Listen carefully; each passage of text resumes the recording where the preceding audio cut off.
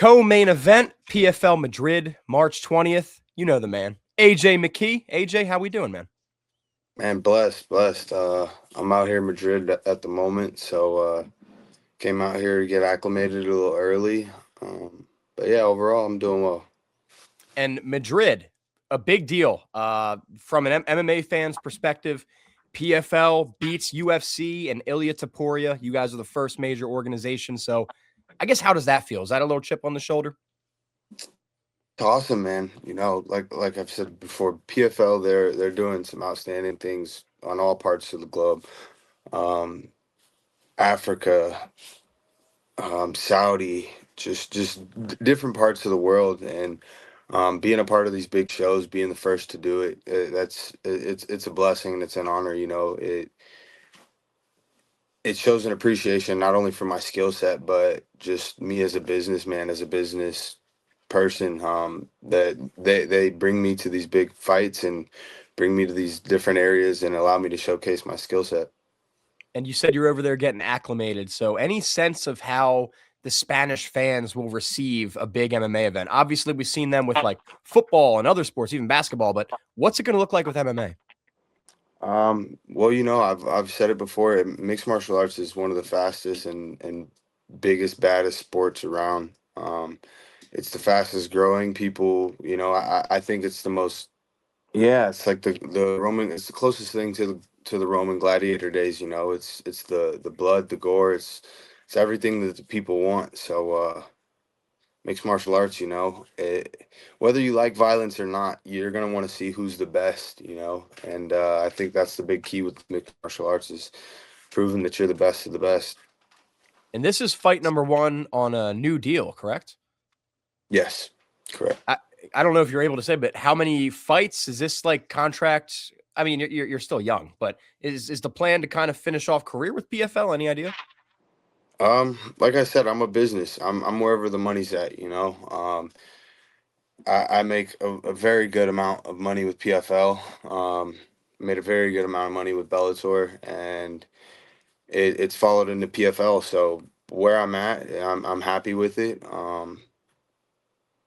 Yeah, I'm where the money is, man. At the end of the day, I'm a business, and I got to do what's best, only not only for my family, but for myself as well. And at the moment, this is where I'm at. PFL is doing really big things, and they're taking care of me. So yeah.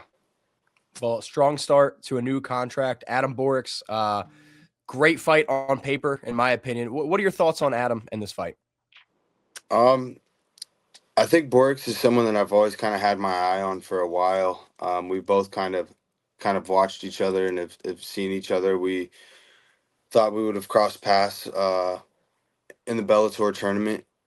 He fell a little short against Darian Carwell. So he's been someone that I've always kind of had in my cursor a little bit, just kind of watching. Um, yeah, he's tough. I think I thought this fight would have happened sooner than later, but it never happened. After the tournament, I moved up and went on to the lightweight division. So um, moving back to 145 pounds, I think this is a highly anticipated fight that a lot of people have wanted to see for a while. And even before we had this interview booked, I actually saw a clip of him a couple weeks ago, 3 years ago, talking about you two possibly fighting at Bellator 276. So long time in the making. Is that something that helps you going into a fight, having had so long to look at someone, learn the way they fight, or it's kind of been evolving so much? This is a new Borics and a new McKee. I think it's a new us. At the end of the day, yeah, we've watched each other, but as the sport evolves, we evolve as well. We get a little bit smarter, wiser, and we pick up new things, new skill sets. So I just kind of watch his last fights, keep my eye on him, and assess what he's done previously and what he's capable of. Do you see any specific way this fight plays out, either like stylistically matchup, a prediction, anything of the sort? Um, I would say at 145 pounds, I don't care who it is, I don't care what it is.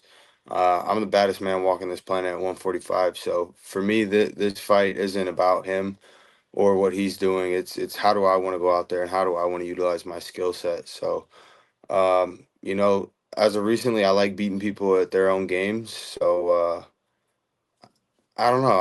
I think this is going to be a fight that people are going to be, a little shocked. I think this is where I'm going to come out and just get back to the old AJ. I haven't fought in a while, so um, it's just getting back in there and becoming comfortable in that cage, doing what I do best. Doesn't have to be smack talk. It certainly can be, but any sort of message for Adam ahead of this one if he sees this interview or sees the clip on media? I'll see you on the 20th. The new rankings compared to, the tournament, is that something you're a fan of? I mean, I would assume considering you're number 2, which is pretty high up there, but what are your thoughts on that switch? Um, I kind of looked at the rankings. I don't really care for the rankings. Like I said, I feel and I know that I'm the baddest man walking this planet. So whoever it is, whenever it is, I'm just looking forward to having that belt wrapped around my waist again. I haven't been a champion in a few years. I fell short a little bit at the lightweight division. So um I don't really care who it is in the rankings. Being number 2, I'm looking to have that C next to my name.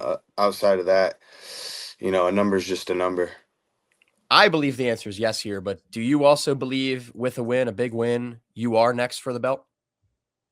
Definitely, definitely. I don't see why not. That's two wins at 145 pounds. Um, yeah, I mean, go from number 2. There's only one person to beat after that, so we'll see what happens. But at the moment, definitely just got to stay locked in on Borics and get this one out the way, and then we'll sit down and go from there after. Have you even heard anything about what's going on with featherweight champ Timur Khizriev? Obviously, got freaking shot a few years ago. Haven't seen him since. Everyone's kind of like, "Where is he? Is he still the champ?" Yada yada. You have any idea? Have you heard anything? Yeah, I thought he was suspended for a year. Is he suspended on top of all this too? Yeah, yeah. So I don't know what's happening. I don't know. It's a lot. You know what I mean. All I know is they call the mercenary to do a job. I'm gonna keep that hit list going. I show up and I take out the opponent and on to the next. And I know you're all focused on Borics here, but is Timur someone who you have watched and possibly eyed up for a potential fight someday? Definitely. I believe I was trying to fight him actually my return to the featherweight division before I fought Magomedov. Um, so yeah, I don't know.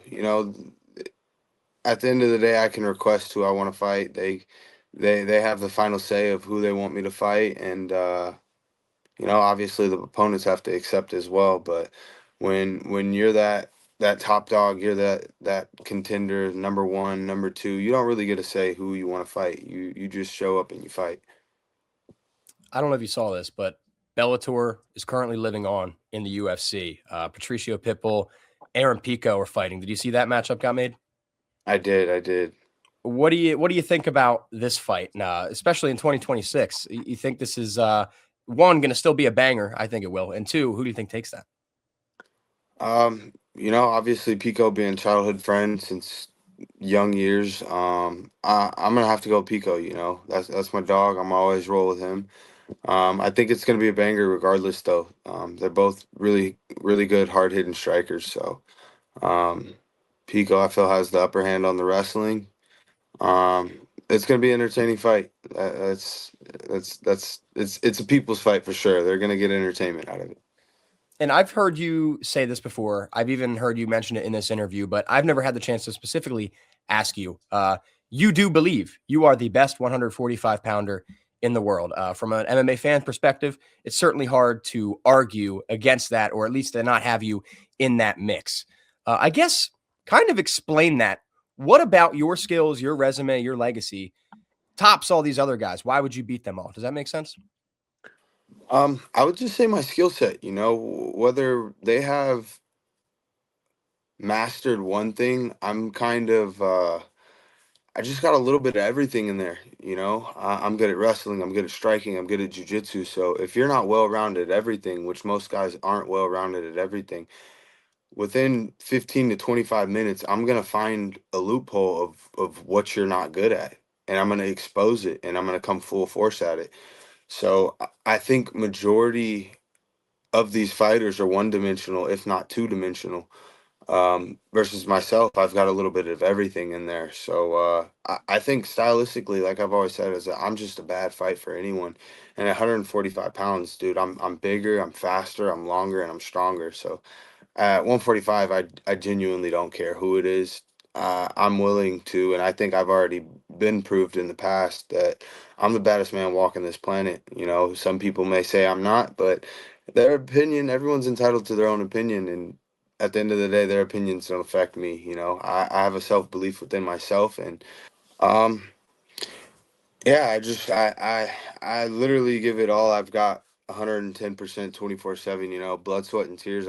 Dedicated my entire life to mixed martial arts. So you know, my younger years, I feel like the youth kind of held me over. Now that I'm older, it's working smarter and working not as hard, but at the same time, still just giving it 110%.